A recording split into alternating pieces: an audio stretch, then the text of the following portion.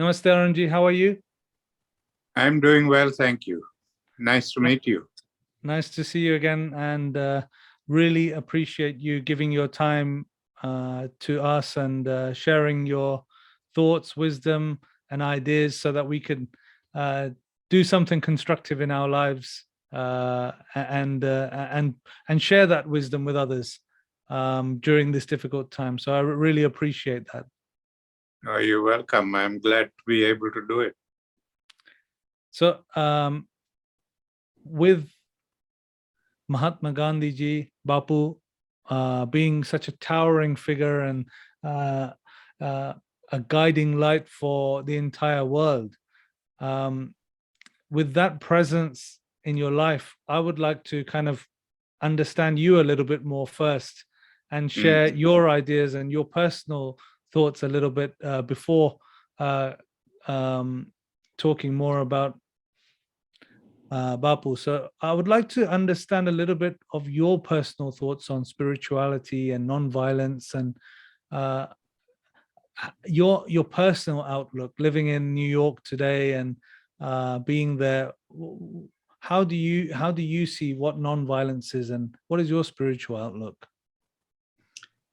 Well, I think in many ways my attitude, philosophic as well as religious and other ways, are all molded by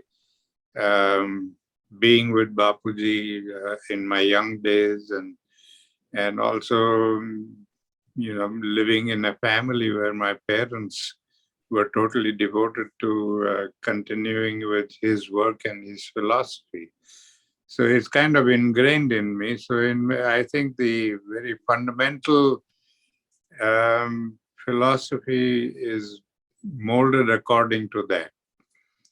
So, but as Bapuji said, that none of these philosophies are static. They keep developing, they keep growing, and you get new ideas and new visions of that philosophy. And so we have to have that open mind to keep evolving along with it. Because many times we as human beings, we think that what somebody wrote 100 years ago or 200 years ago is absolute truth today also. It's not absolute truth, because things change. And so in that sense, my understanding of his philosophy of nonviolence has taken some turns and changes, and for instance, the concept of passive violence and physical violence.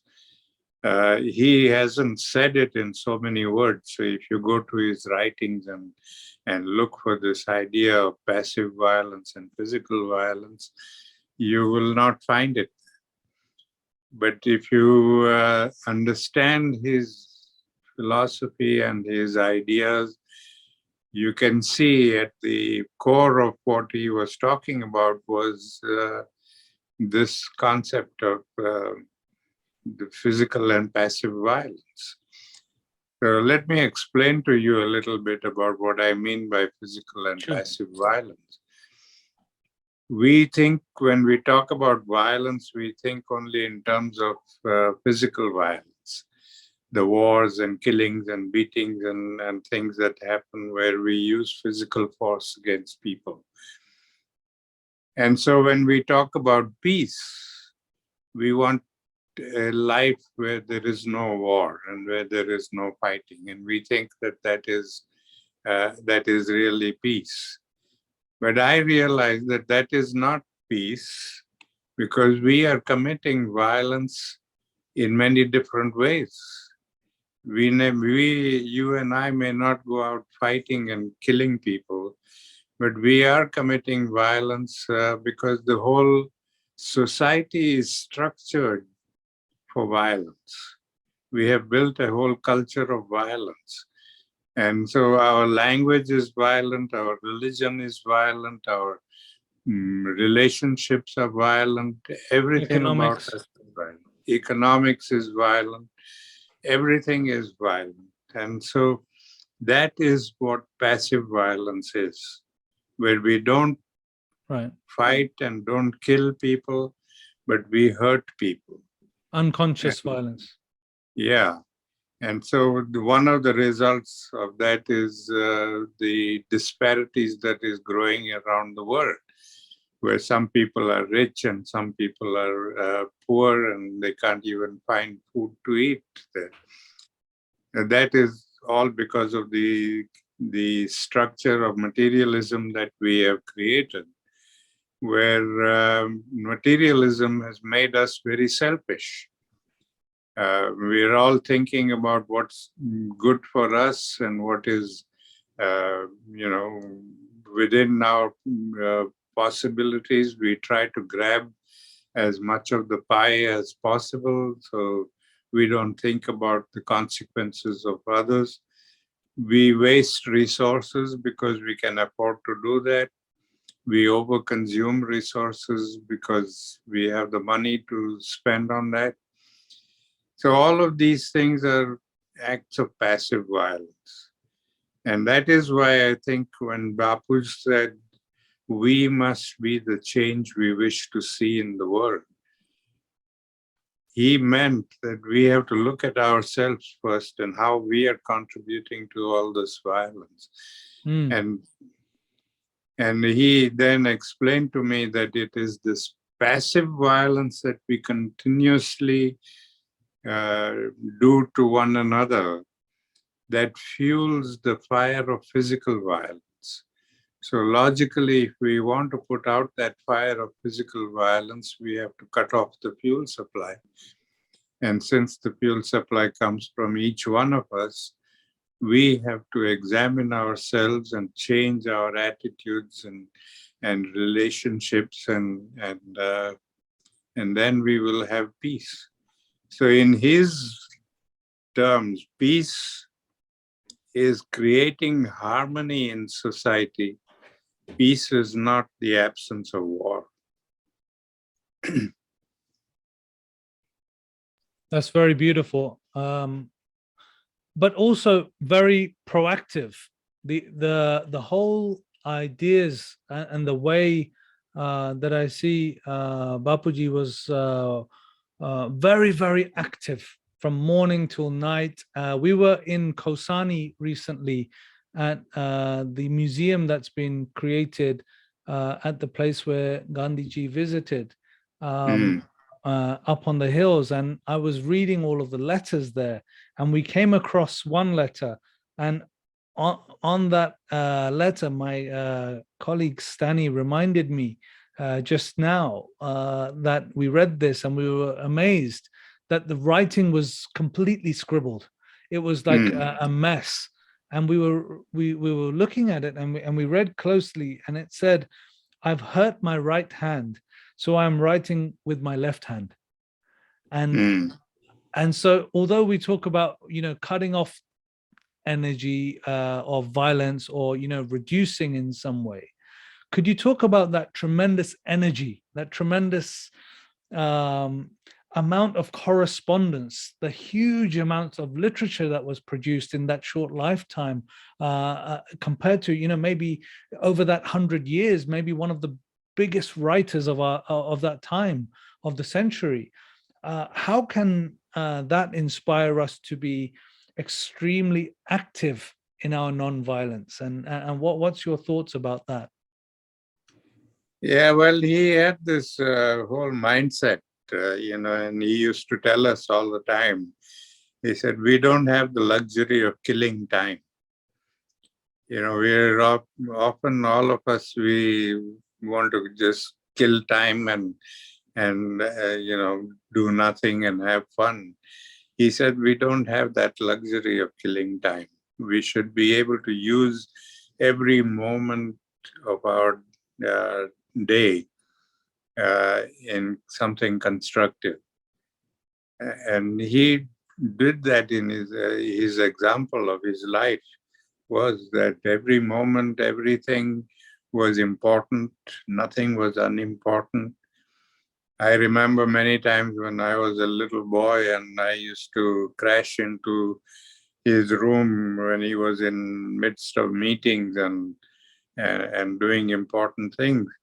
He never told me to get out of the room and leave him alone. I'm busy just now. But he would give me the same importance and listen to whatever I had to say and then continue his work there. That's so But beautiful. it is that kind of discipline that we don't have. We haven't cultivated that kind of discipline of using every moment constructively. And that's why we can afford to kill time and we can afford to waste time doing nothing. But he never did that. And I think that's maybe the outlook of seeing that love everywhere, seeing God in all beings, and seeing that universal compassion. Exactly. That Because he saw all of humanity as one big family.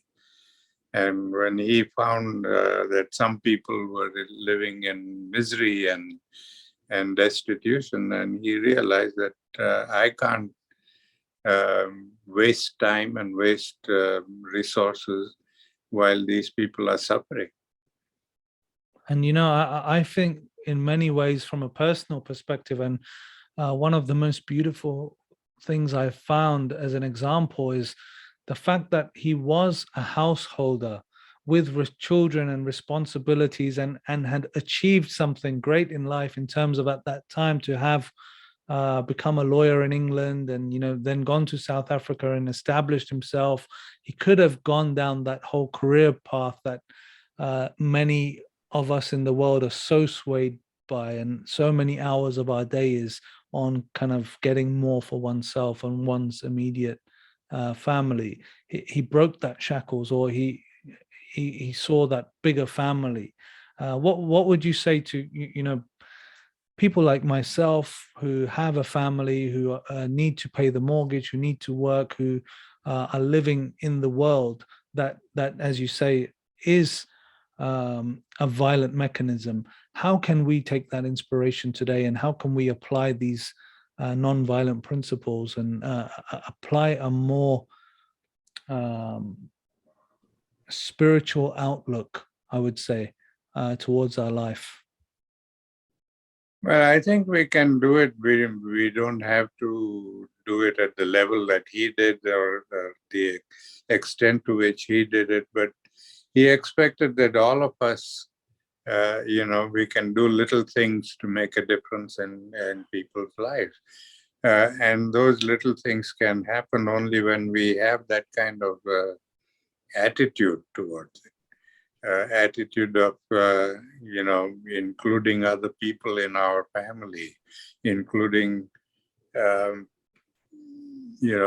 people who are in distress or show compassion to them.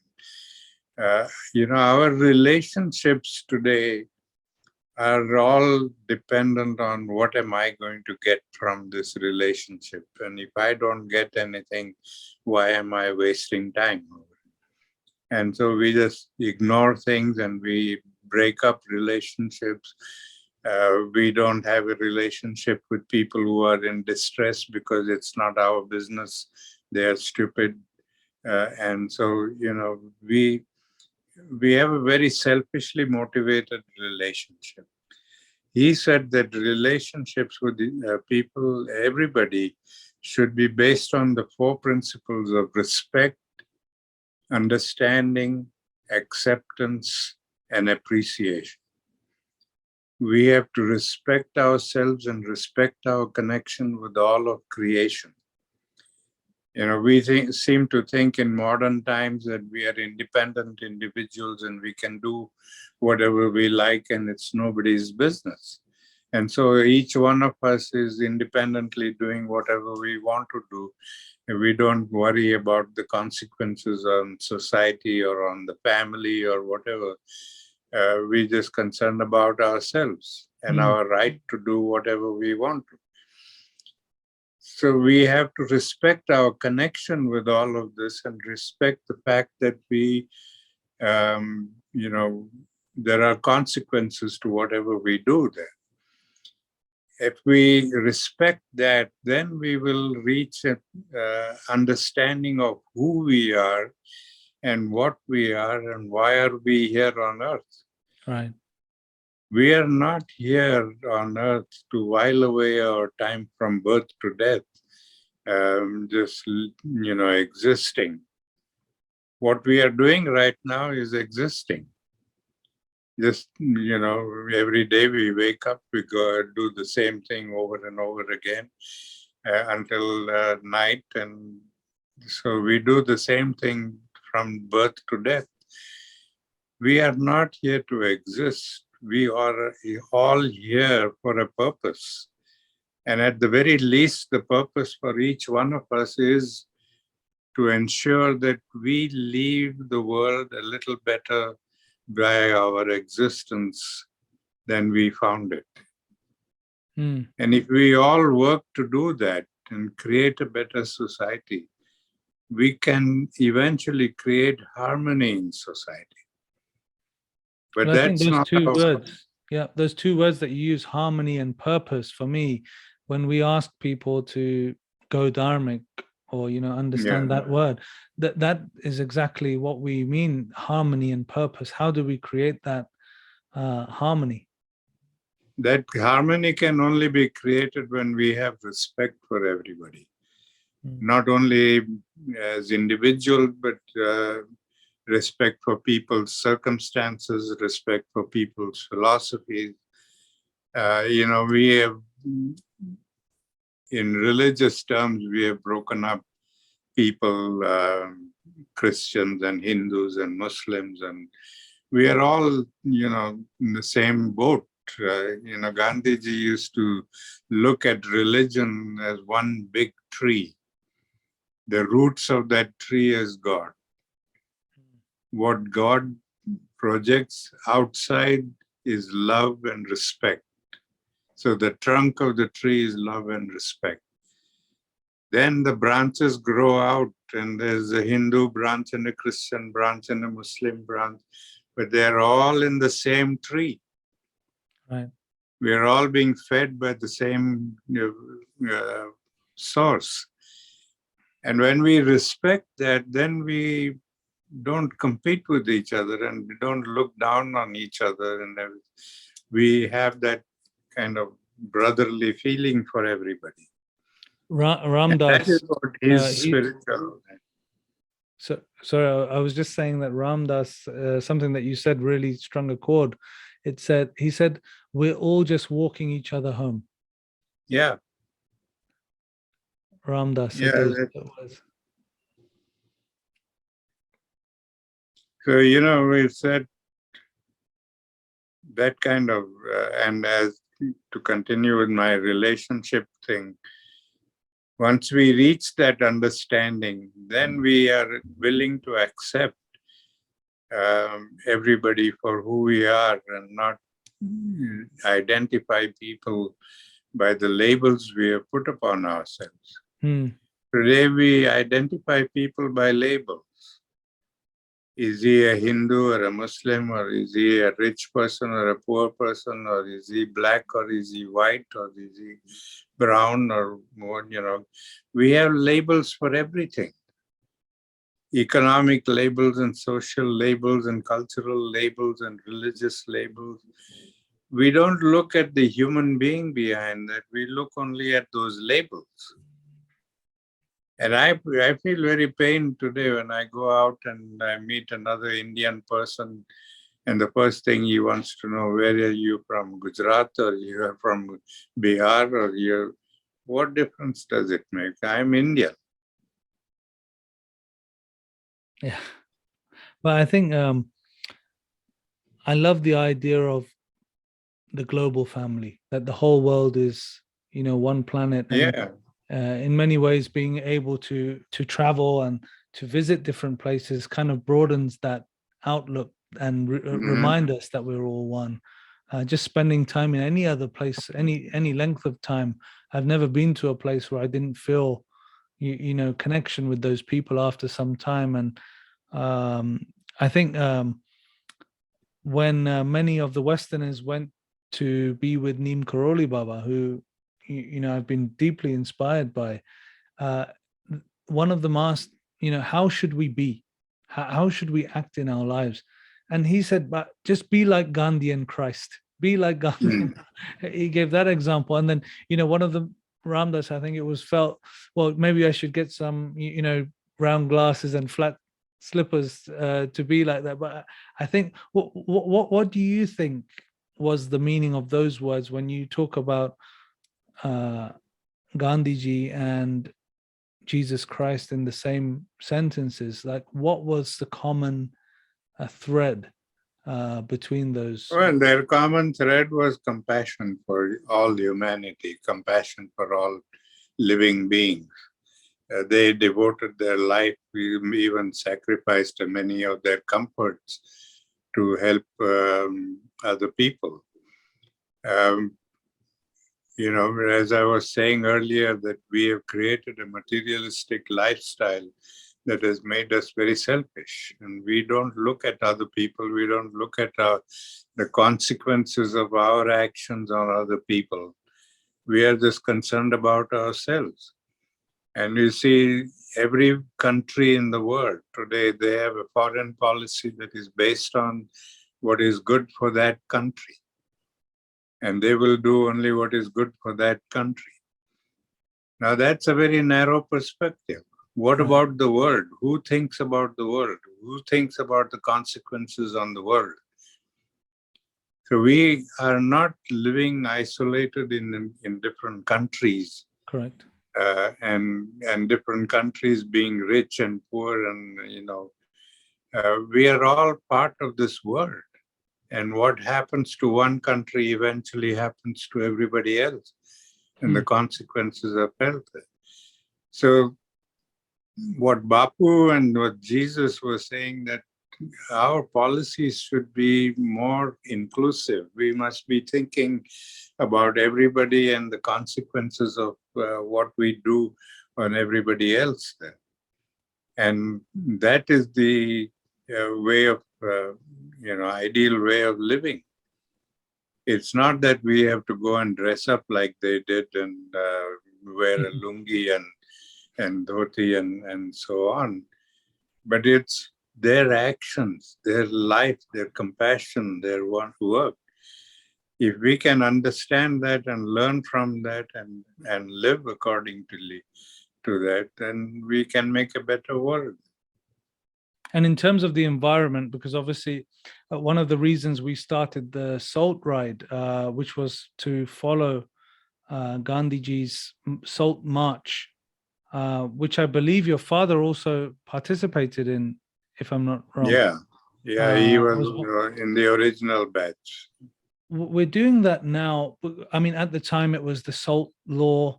It was injustice against the people of India, as a great injustice that the British were committing, colonial rule.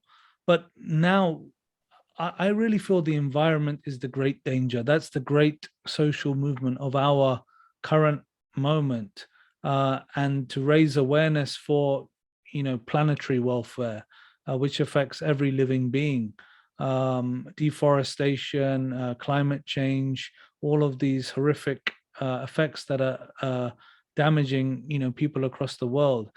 What would you say about non-violence and the environment, that we can convey to world leaders today, to people, to increase that voice that non-violence must become a factor in alleviating harm to the planet? Well, it is. I mean, the philosophy of non-violence is very broad and very all-encompassing, and it's about environment, about doing violence against the environment. I think in many ways Bapuji was the first environmentalist. Even at that time when nobody was talking about the environment, he was practicing it.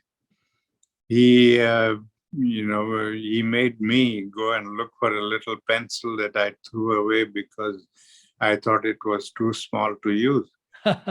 And he made me go out and look for that pencil and bring it back to him. And he made me sit down and he gave me a talk on why wasting even little things like a pencil was against the environment. He said we use a lot of the resources, natural resources, to produce a pencil. And when we don't use it fully and throw it away because we can afford to buy a new pencil, that is violence against nature. And he said that habit that we cultivate of you over consuming resources and wasting resources has effects on other people. Because we can overconsume things, other people have to live in poverty, and that is violence against humanity. So, and he was practicing this. I remember he used to get, even in those days, 4 large bags of mail every day. People were writing to him for all kinds of things. And I was one of those who had to carefully open the mail. And I said carefully because you just, like we do today, we just slit open the envelope and throw it away. He didn't do that. He wanted the envelopes to be opened up flap by flap so that he could respond to the person writing on the same envelope at the back of the envelope, and his replies would go out that way.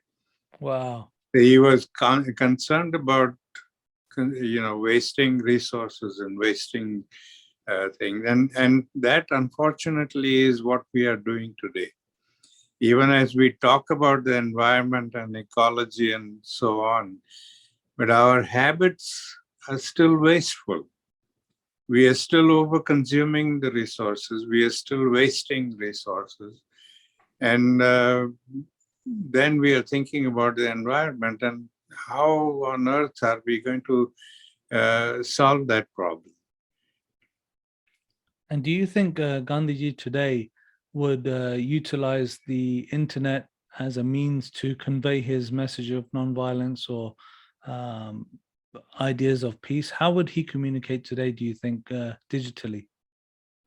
Oh, I think he would have used every possible ways of communicating because he was a great communicator. He wanted to get the word out, the philosophy out. So he, even during his lifetime, he was editing and managing 3 or 4 weekly newspapers, conveying things to people there. And so, yeah, I'm sure he would have used the internet also, and maybe not himself. He wouldn't be sitting on the computer typing, but he would get somebody to do the grunt work. Well, I read something recently which was a staggering statistic that we really only remember 5 to 10% of what we read or what we write or what we study, and around quarter of what we experience. But when we're teaching an idea, when we're sharing that idea with others, we can remember and recall and immerse ourselves in up to 90% of the ideas that we're sharing. So I really feel that, carrying that message to others is an important activity and part of his work. Oh, yeah, it is. It is. But carrying, like I said, not dogmatically carrying the message. Unfortunately, a lot of the people who lived with Gandhi and learned from him have been, very dogmatic in their approach and in approach to the philosophy. And even now, I see a lot of the scholars, every time some crisis happens, they run to Bapu's books to find out what did he say about that crisis or similar crisis. Now, what he may have said 60 or 70 years ago cannot always, dogmatically be applied today. Yeah, I love that. But One the of essence, sorry, please carry on. no, the essence of what he said can be used to find a proper solution. Right. No, I love that. And it's something in the Bhagavad Gita in chapter 18, Krishna says to Arjuna, Iti te jnanamakyatam guyat guyataram mayat vimrisyetad asesenoho yatha ichasi tata kuru. My Sanskrit is a little bit anglicized, but the verse kind of says, I've taught you the wisdom now. Now you do what you wish to do based on that. And I just love that idea of, consider it carefully, think about this carefully, and then decide what you think is the best course of action according to that wideness of heart. What was the Gita? Did you ever read the Gita with Gandhiji? What was he reading it? I know chapter 2 was very close to him, but was that something that was around then when you were there? Yeah. He was. He found the Gita to be the ideal scripture, and he always quoted it and always read from it. And in term, and another kind of from a spiritual perspective, I often chant Ramanama, and almost every day I remember his words where he says Ramanama was the staff of my life. Like, to think that so much fluctuation, difficulty, suffering, change, disappointment can happen in life, but to have a staff that can remain stable through that, is that something that you practice, or is it something that you saw Gandhiji chanting in that way, Ram Nam? Like, how would he practice that as a mantra meditation, as a practice? Oh, it was always part of his prayers every day, every morning and evening. But even when during the day, if he was in troubled by something or the other, he would quietly chant, not openly, but quietly, kind of a meditative chant. And that was a wonderful way for him to regain control of things. And, you often found during troubling times that he would be sitting quietly with his eyes closed, and you think that he's either sleeping or unaware of things, but that's not it. He was mentally chanting the name of Rama and quietening himself and trying to find the right answers to the situation. So yeah, it was a part of his life all the time, and apart from being part of the prayers. Right. Yeah. And now coming to this subject of work in the world now, the work that we want to encourage action, I kind of really think about, in today's world, every country has an army, every place has a physical force ready to fight that, but there is no peace army. As we kind of like Shanti Sena, which Vinoba Bhave kind of described, or when I think about Gandhiji's work, it's about what Martin Luther King has mentioned as the beloved community, or the beloved family of the world. What would you say about that? And I know that you've been very active in with the Martin Luther King and Gandhiji legacy. What is that? Well, I think again,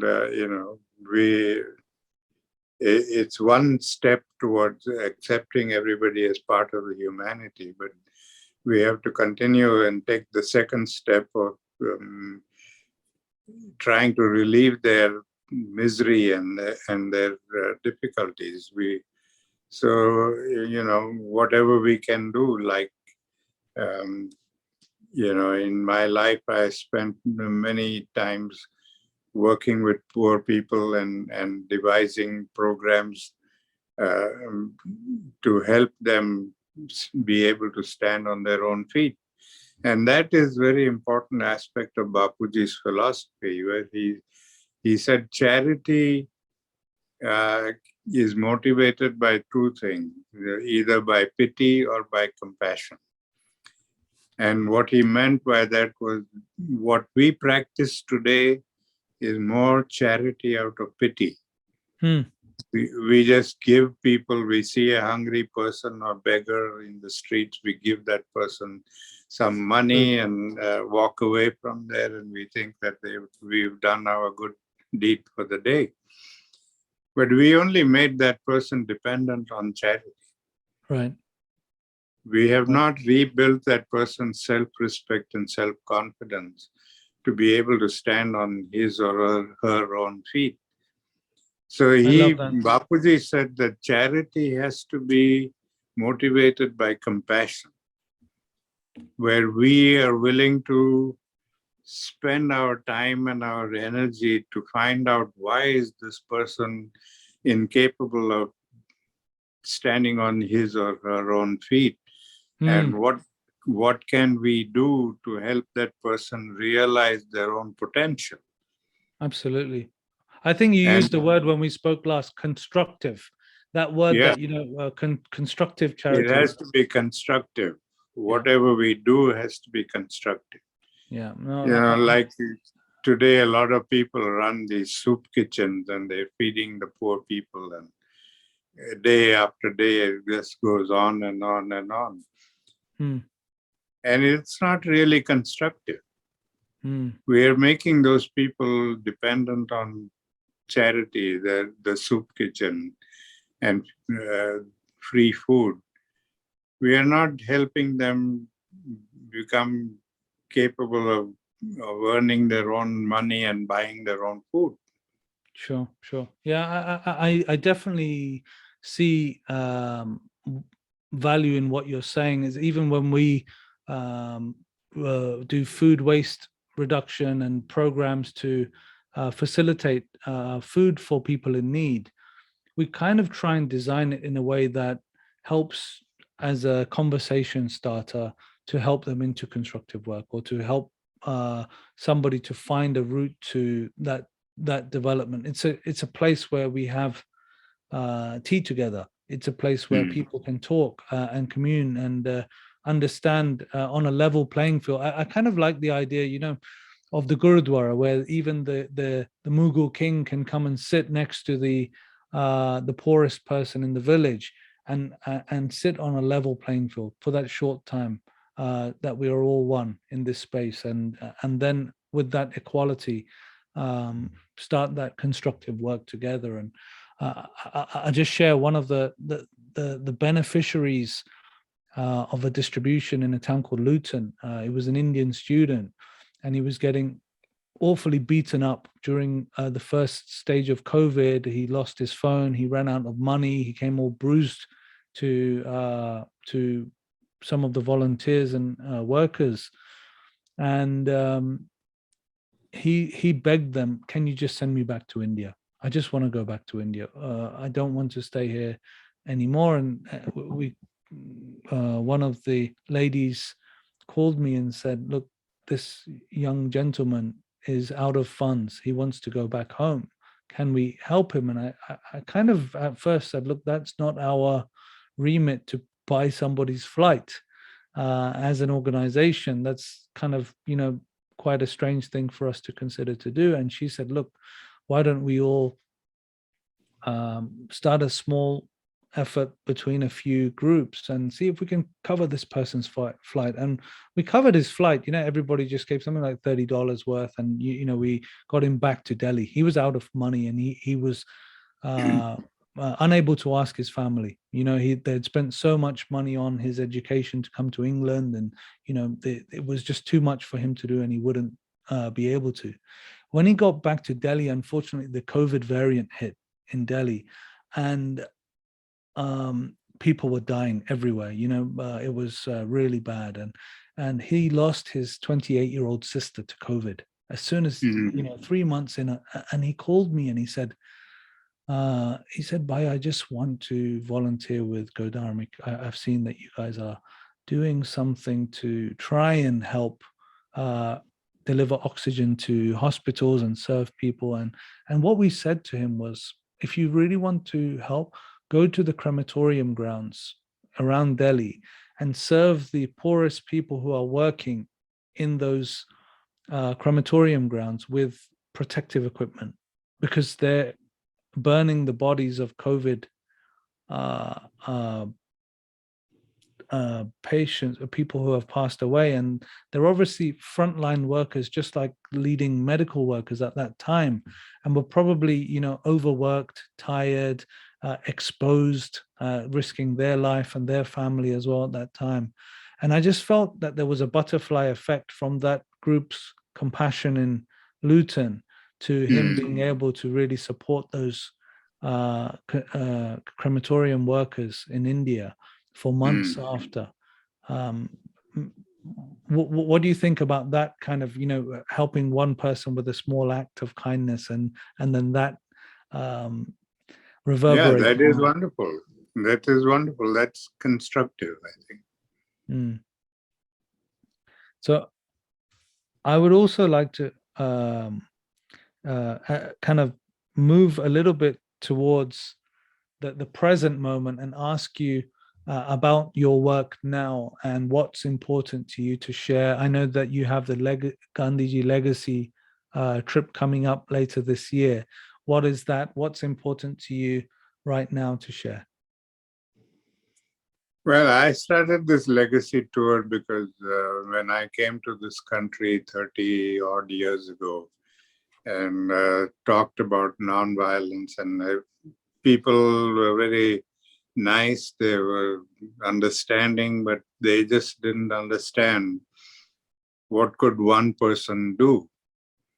And they said, we need a big army, or we need a lot of people to do these things. And I wanted them to understand that it's always one person who takes the first step, and they can make a very big difference. We don't have to wait for a large group of people to join us before we start any work. And so I devise this tour and I take them around, and although it's called the Gandhi Legacy Tour, it's nothing to do with going to his ashrams and memorials. We just go to one ashram and one museum.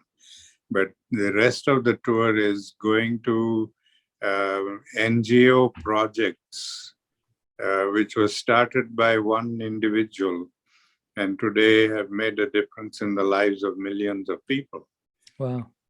So I take them there to see what one person has done and how one person can make a big difference, hoping that would inspire them and make them also do something constructive in that process. But that's the purpose of the tour. And, it's...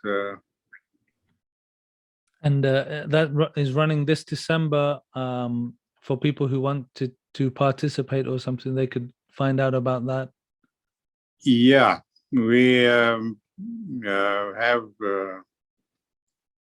a website. I don't know how active it is because it's being run by somebody else.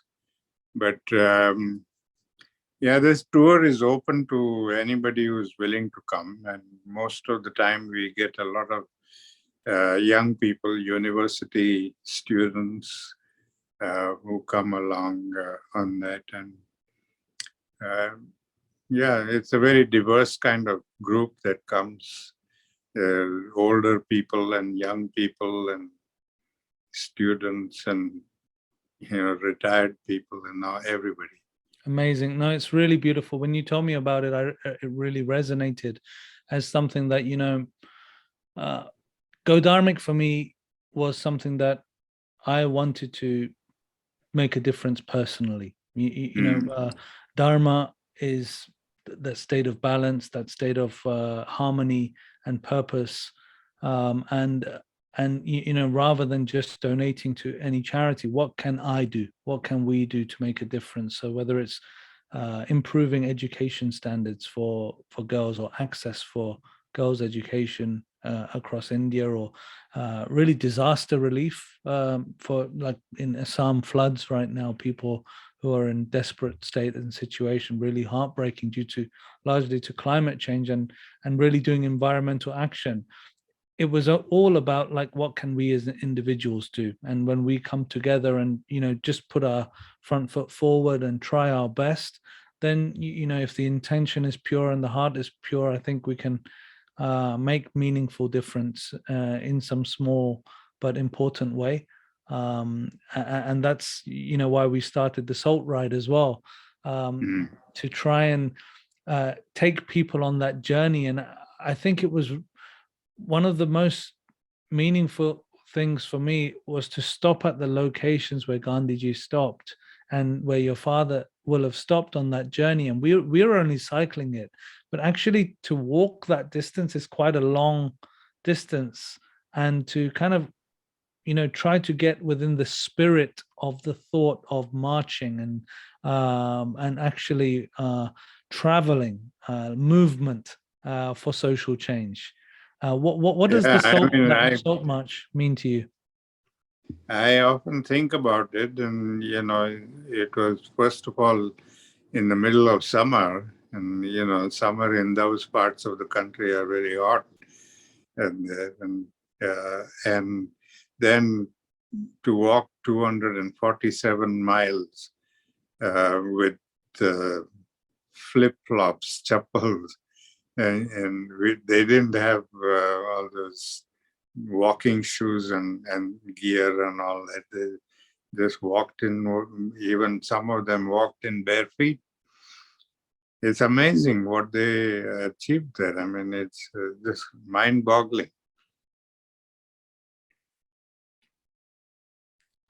It really is. And I believe it was 78 individuals who started, and then so many people kind of gathered that force. Right. For me, I feel like in people's busy lives, if they can take a bit of time out to do small exposure and small activities like this, then it can kind of maybe not pull people fully away from complete absorption in material life, but it can give them an opportunity to retreat away a little bit from it, and to broaden their exposure to kind of ideas such as Gandhi Legacy Tour, or marching in the spirit of Gandhiji's thing. So I really appreciate that even at your young age, you're still out there taking people and sharing these ideas that can kind of inspire or change their thought process. Dalai Lama often that beautiful quote that he says, "The world has enough successful people. We need more poets, lovers, and peace lovers of all kinds." That's the kind of appreciation that I have. And I really loved reading your book. I believe it's called the Gift and Lessons. Was it Lessons from My Grandfather? Yeah. What could you share something about the ideas from that book, because it really resonated with me, and the ideas for Go Dharmic? Yeah, I mean, I lived with him for 2 years, and over the 2 years, he taught me many things. I was very troubled in the early days because I was born and grew up in South Africa at the time when there was a lot of hate and prejudice there, and I felt very difficult to deal with that issue. And so I was very angry and wanting to fight back again and all that. And that's one of the reasons why my parents took me to India and gave me this opportunity. So, and he taught me about understanding anger. and being able to use that energy constructively. And I think it's very important because today we don't pay any attention to anger at all. We just allow everybody to find their own way of dealing with anger. And the result is that we all end up abusing anger instead of using it intelligently. Now, what he taught me was that anger is like electricity. It's just as useful and just as powerful, but only if we use it intelligently. But it can be just as deadly and destructive if we abuse it. So, just as we use electricity intelligently for the good of humanity, we must use anger in the same way for the good of humanity rather than abusing it and causing, violence and death and destruction. And so, to have that ability to use anger constructively, first of all, we need to have control over our minds. We have no control over our minds. At any given moment, you can see that even as we are working on something specific, our mind is roaming around in different directions. There are different thoughts coming in and different things coming in, trying to distract us from what we are doing. And that is because we have no control over the mind. And we have no control over the mind because we didn't do any exercises to learn how to control our mind. We do a lot of physical exercises because we want a strong physical body. But we never do any mental exercise to develop a strong mind. And he showed me an exercise, very simple exercise to do. He said, every day you should sit in your room for a few minutes and hold in front of you something that gives you pleasure to look at. It could be a flower or it could be a photograph or whatever you want. Just hold it in front of you for 1 minute and concentrate fully on that object for 1 minute. And then close your eyes and see how long you can keep that image in your mind's eye. In the beginning, I found the moment I closed my eyes, the image vanished. Because the mind didn't have that capacity to control. But then when I began to do this exercise every day, it's like going to the gym. The first day you go to the gym, you can't lift any weights. You don't have the capacity. But when you start doing it gradually with lower weights, you find eventually you can be able to carry 100 pounds with you. So the same way, when I've continued to do this exercise every day, I found that I was getting control over the mind more and more. That I could keep that image in my mind even when I closed my eyes. That image would stay with me as long as I wanted. That means you get control over the mind. And when you have control over the mind, you can stop yourself from acting stupidly in a moment of anger.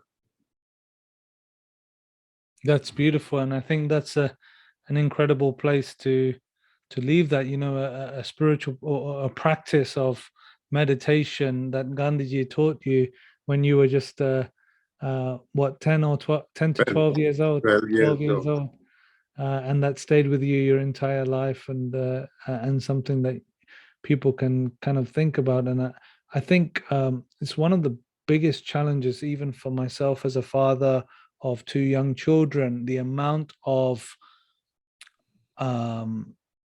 different ideas and entertainment and engagement that they have thrown at them. It's very difficult for them to maintain stillness through all that. So, I'm very conscious that children today should have something to have as a staff, or to be able to focus for a short time period, and then use that throughout the day. Otherwise, the rise in mental illness and the rise in anxiety and difficulty coping with such high levels of emotional up and down is difficult to cope with without kind of training. So I think that's a beautiful place for us to kind of pause. And I just want to say that Maharaji Neem Karoli Baba shared. He said, you mentioned electricity. For me, love is the strongest medicine. It's more powerful than electricity. And what Gandhiji inspires us to do through this work is to try and express love, express compassion, express universal love for all beings. And I think that, from the example of your work, your writing, as well as, even going out, spending some time sharing these ideas with us now, I get a sense of that warmth and that love and that calmness and that compassion speaking to you today. And if we can share that with even one person, I feel like, I've done some kind of good service in that, of being able to share that warmth and that love. So thank you, and keep going. And I hope to see you soon, and continue to share these ideas wherever possible, to continue in that legacy of love. So thank you. Yes, thank you very much. We try to do my best and to continue spreading Bapuji's words. Thank you.